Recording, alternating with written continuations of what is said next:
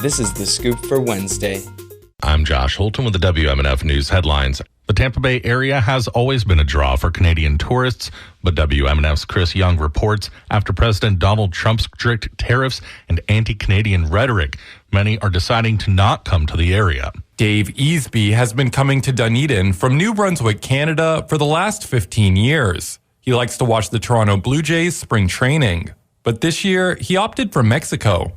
This year we had plans to come, and basically when the president declared he was going to destroy our economy until we became the 51st state, we just made the decision that we couldn't justify spending our money down there. And he's not alone. Travel data company OAG shows that passenger bookings on Canada to U.S. routes are down by 70% compared to the same period last year. And according to Tampa International Airport, there's been a 12% reduction in flights to and from Canadian cities this month. Dr. Michael Snipes is an instructor of economics at the University of South Florida. So even if I'm not directly, linked to the tourism industry, it's really kind of so big and so integral to our economy around here that any change is going to have, bigger knock-on effects for the rest of the area. Earlier this year, Pinellas officials pled for Canadian visitors to return after a busy storm season, saying beach hotels and restaurants were already hurting financially. But for Easby, he says it'll take a lot for him to feel comfortable to go back.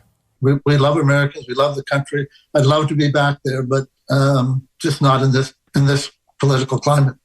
Chris Young, WMNF News. A bill proposing an E-Verify system for all Florida employers is up for a final vote. WMNF's Joshua Hightower reports the purpose of the bill is to make sure that jobs only go to people who are legally authorized to work in the country. On Monday, the House Commerce Committee supported House Bill 955. The bill, introduced by Republican Representative Bernie Jock, would require all private businesses to use an electronic verification system to check a new employee's legal status. The E-Verify software will be free for all businesses to use. The system will ask for the individual's name, address, and social security number. The bill ignited debate. Republican Representative David Barrero says the legislation will ensure jobs go to American citizens. If you are opposed to this bill, then what you are saying is that you are okay creating an environment where people can break the law. You are okay with an environment where they can take away jobs from the American people, and those statistics prove it. But some community members, including officials from the Florida Immigrant Coalition, spoke against the bill. Some of the concerns were how much time it would take for small businesses and the potential disruption of Florida's workforce. The bill was reported favorably on a vote of 19-3. It next goes to the full Florida House. But similar bills in the Senate have not advanced. Joshua Hightower, WMNF News. Backers of a renewed effort to pass a constitutional amendment to allow recreational use of marijuana have topped 150,000 valid petition signatures submitted to the state.